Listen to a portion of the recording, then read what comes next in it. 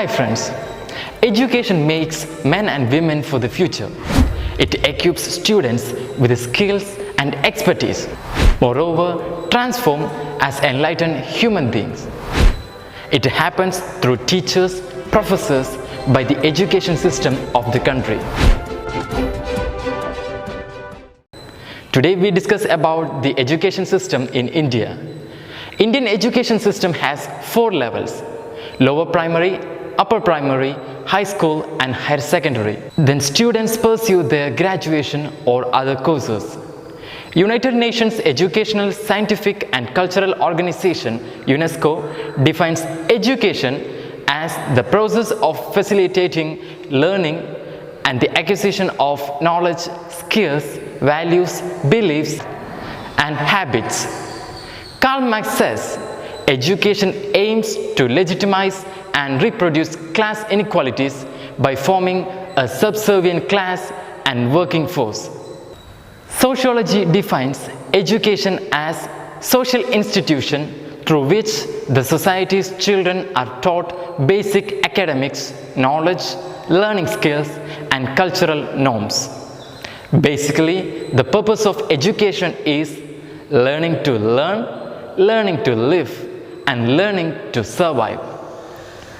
As Indian education faces many challenges, I focus mostly on spoon-feeding education, attendance system and the missing elements of value and practicality-based formation.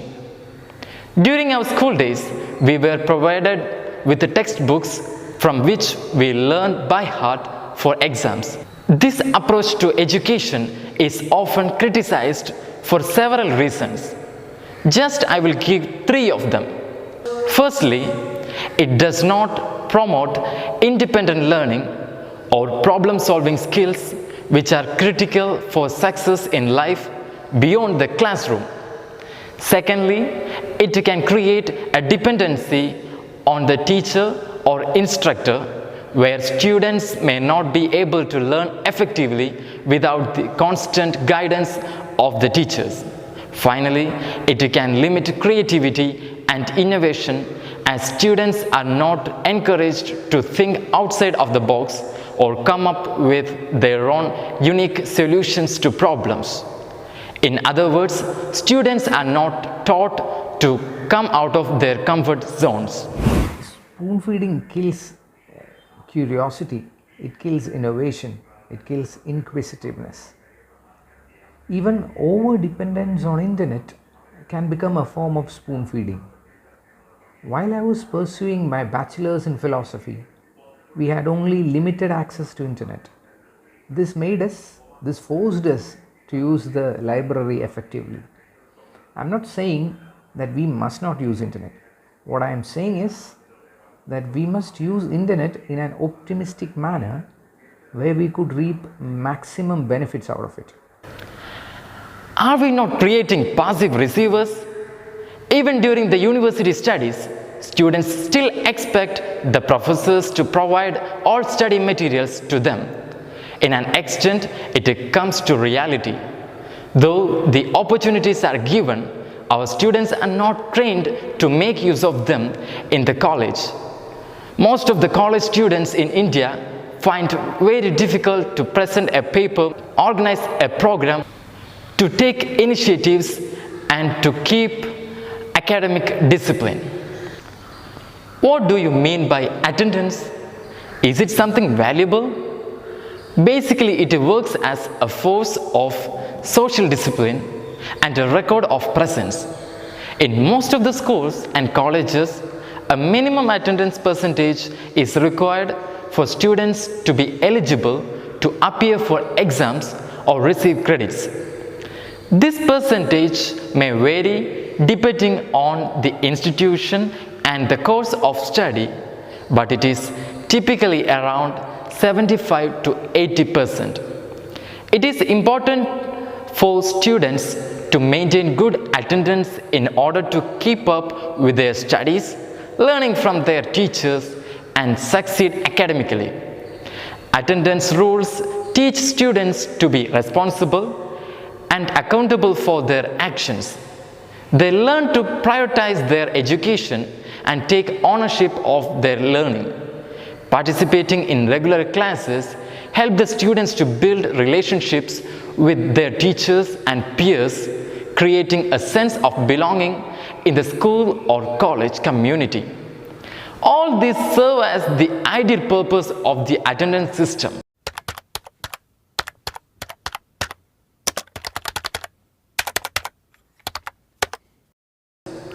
Our students are regular to schools or colleges only due to the compulsion of parents and for the sake of writing exams. If students have assimilated wrong impression about education, it is the failure of the system itself.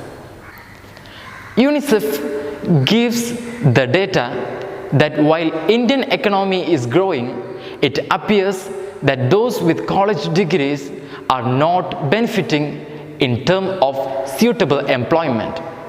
There are several reports of hundreds of young people with master's degrees or even PhDs applying for jobs they are overqualified for. According to the reports prepared by the Center for Sustainable Employment at Azim Premji University, Bangalore, unemployment among the well-educated is thrice the national average. There are approximately 55 million people in the labor market with at least a graduate degree, of which 9 million are estimated to be unemployed. The high rate of unemployment among the educated is both due to the lack of sufficient job and poor schooling, as well as the mediocre quality of education on offer at most educational institutions. This makes large number of graduates unsuitable for employment that is commensurate with their degrees. International Labour Organization's conference in 2006 clearly explained that youth unemployment and underemployment is prevalent around the world because young people lack skills, work experience, job search abilities, and the financial resources to find employment. This is the reality of a classroom in India. The record of students is marked based on caste. When those who are supposed to impart values to our students behave immoral and divided values of Indian education, a question mark remains that what should they learn really? Let the students learn for life, not for marks. People study for their examinations from a textbook. But there's a big examination called life that you will graduate to after school. And in that examination, not all the answers can be found out of textbooks. So it's how you think, how you approach issues, and how you are able to resolve new, unfamiliar information and challenges that will dictate how much of success you're going to have in life. Yet we are not hopeless. India has brilliant minds in its schools, but the minds should be formed in such a way from the childhood onwards. Article 21A in the Constitution of India provides the right to free and compulsory education of all children in the age group of 6 to 14 years as fundamental rights. While making use of that, can we stress on some areas of study skills development, forming independent learning, and classroom policies? The great visionary APJ Abdul Kalam shares a great idea to us. 9th class, 10th class, 11th class, 12th class, you reduce the 25% of syllabus. You reduce the 25% of regular syllabus and then introduce professional courses, skill training. So, when the student comes out of the school, high school, he comes with 2 certificates. One is that he is qualified 10 plus 2. Another certificate, he has got a skill certificate. Imagine. Okay? He is employable. Same thing for colleges. There also he studies four years graduation. I am saying you reduce 1 year, make it 3-year course. 1 year give them expertise. So you will come with a degree and the diploma of expertise. Okay. Our education should form a student based on his or her skills and talents. Professional courses in curriculum help the students to focus more on their goals. First-hand experience helps the students to be independent learners. During the school education itself, students should be encouraged all levels. Our policy makers and academicians must sit together and reach a consensus on the metrics of the objectives of imparting education, after which the entire system has to be redesigned to meet the objectives. Politicians have to voluntarily abstain from bringing in politics into this process. This is easily said than done.